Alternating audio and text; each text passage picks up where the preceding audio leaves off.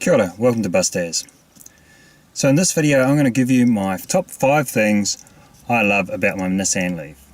So I've had this car now for 2.5 years. I've done 60,000 Ks, which must be 40,000 miles or something like that. In New Zealand, the government's quite keen on people getting into electric cars, so there's a bit of a, there's no subsidies, but there are a few saving areas, and other companies are kind of trying to get on board, I guess, to get in early. So we have no road user charges. The cost of roads and stuff is added into a tax for petrol, but for vehicles that don't drive petrol, like diesel cars and the likes and electric cars, they are charged the road user cost, which you buy a number of kilometres at a time. And at the moment, electric cars are exempt from road user charges in New Zealand until they reach a certain percentage penetration into the market, which doesn't look like it's going to happen anytime in the near future. So we're good. So I'm saving a little bit of money there. And the power companies are kind of getting on board. They've started building high-speed charging stations around the country, and a lot of them are still free. In fact, there's a lot of free charging around. Malls, supermarkets and the likes are starting to get into offering electric car charging. They've got primo parks in great spots and free charging. So I can go to the mall and plug my car in and come back to it full of charge, and hasn't cost a thing. So that's still pretty cool at this stage. I guess, over time, of course, there'll be a cost associated with that, although it's unlikely it'll ever get anything near the cost of petrol. In terms of green, depends, I guess, how green the power is. It's still probably going to be greener than producing fuel. I don't really want to get into that argument. No, that's not why I bought it. That's not what I'm trying to achieve. It's an added bonus. So I drive it to work every day. Round trips around about 50-60 kilometres, depending on any running around that I do, and that's pretty much the perfect range for it with an 80% charge. On a slightly worn out battery. I've got a battery that's, I think, about 68% of its original capacity, which is 8 bars out of 12 on the gauge. So it's starting to get quite worn out, but still got plenty of life in it to suit commuting.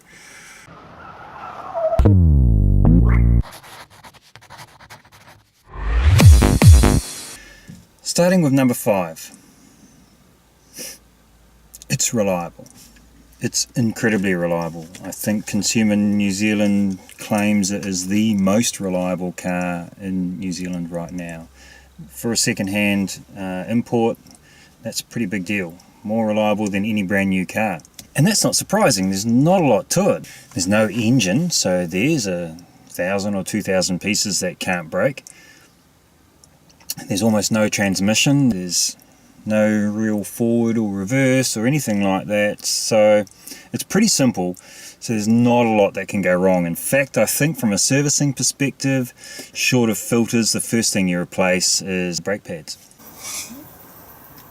Under the bonnet, it actually looks surprisingly like a real car, until you realise that thing that looks a bit like a rocker cover, there are no rockers underneath that. In fact, it's entirely electrical underneath that. And when you really look close underneath it, there's no engine. So just how reliable? Let's see, I have replaced wiper blades. That's it. So number 4, it's very, very quiet. It makes almost no noise accelerating. Of course, there's no idle sounds. I mean, you can hear the air conditioning compressor running, and so it does have a certain amount of noise that it can make, and there is a whistle that is well, it's noticeable, but compared to every petrol engined car, it is super quiet. And I do like that. It means you can listen to the radio at a lower volume and it sounds really good. and you can hear what's going on around you much more. Talk easier and so on. As I understand it, the American ones make a funny noise when you're driving. These Japanese ones don't do that. So how quiet? This quiet.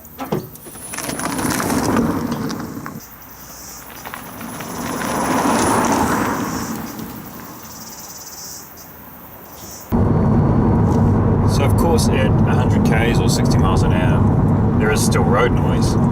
After all, it is still a car, and it's only the engine noise that's missing.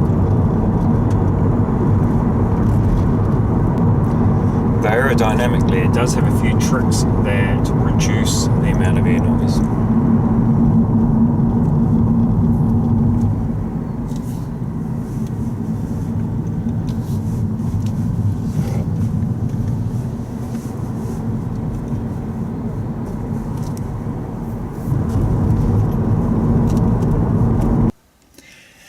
At number 3, it goes like stink.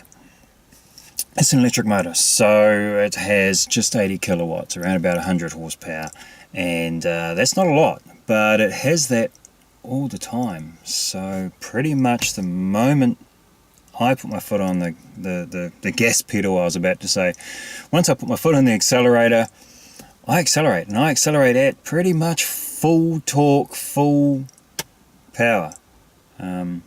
Which means that I leave most V8s off the line quite easily. It's not particularly fast. I think it has a top speed of about 150 kilometers per hour, according to specifications.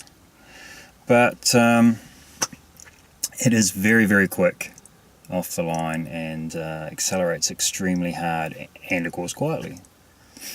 So people don't even notice that you've just left them behind.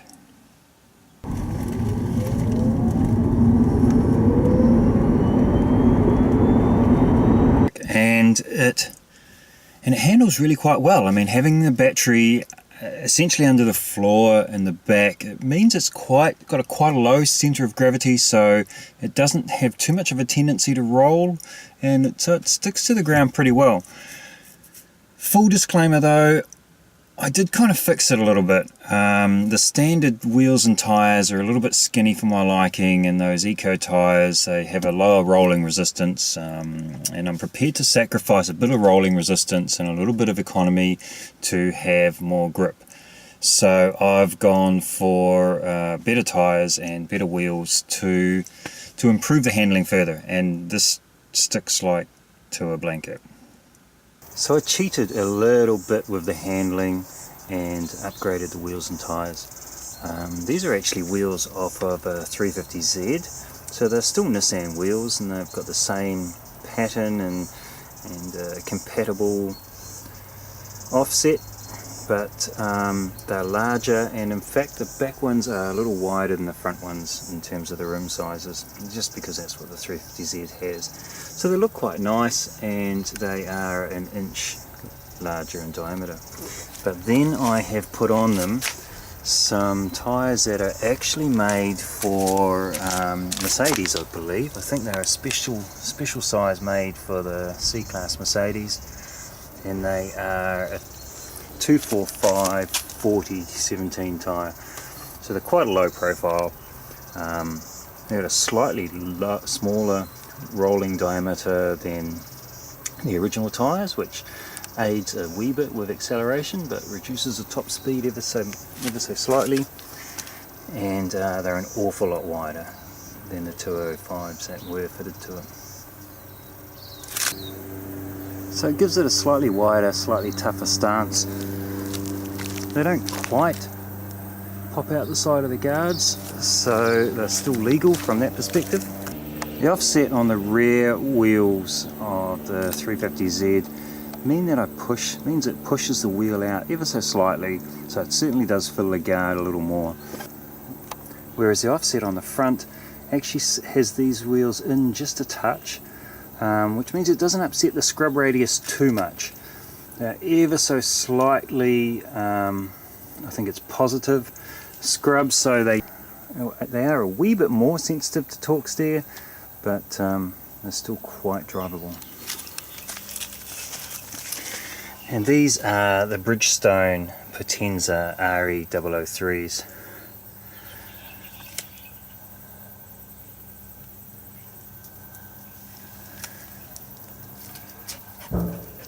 A model of tyre I've used on many cars and I really like them. At number 2, I come home, I just plug it in and it charges up and it's ready full of fuel, if you like, the next morning. So it's very, very easy and very, very cheap. I think it's theoretically $2 to $3 per 100 kilometres, which compared to my Land Rover at maybe $20 to $30 depending on how I drive it, it's pretty cheap. It is pretty cheap. Add to that the reliability and the cost of maintenance, or essentially the cost of zero maintenance, then it is pretty cheap. So when I get home, all I have to do is plug it in. That's the equivalent of going to the petrol station, filling up with smelly, dirty petrol, walking in, paying, coming back out, hopping in the car and driving away. So there was a little bit of setup cost. I've gone for the 16 amp, or is it 16 amp plug, which is kind of a caravan plug. So I get faster charging. It's about 50% faster than using a standard house plug. We're 240 volts in New Zealand, so we already have, there's quite a lot of power there. So 240 volts at 16 amps, that's pretty much as fast as this car is capable of getting a charge through its own charging system. It's got a fast charger port built into it, so I can actually DC charge it, but I don't have a DC charger here. And I often do DC charge it if I'm out and about and I want to do a little bit of extra running around, or if it's convenient just to get a quick charge to get home. And the number one reason why I love this car, because it's plugged in, it has ample power when it's parked. So I tell it what time I want to leave in the morning and it's ready. In saying that, the battery's at the ideal temperature to leave, because it's just finished charging. So battery's nice and warm, the cabin's nice and warm. It's already heated up my steering wheel, my seat, cleared all my windows. So even if the car's covered in a layer of ice on the outside, my windscreen won't be. My windscreen will be clear and my windows will be clear and the car will be nice and warm inside. Likewise, if it was too hot, it would be nice and cool inside. The car is prepared and ready for me to go, and that's probably the coolest thing of all. So thanks for watching. Hope you enjoyed the video. If you did, like and subscribe using all those buttons. And maybe I'll do another video of the things I don't like about this car. At the end of the day, it's not all roses. It's great, without a doubt, but far from perfect. So if you think I should tell you the 5 worst things about a Nissan Leaf after a couple of years of driving it, then let me know. Otherwise, take care. We're plugged in, ready to charge for this evening, and tomorrow morning the car will be nice and warm, windows defogged and ready to go. See you soon.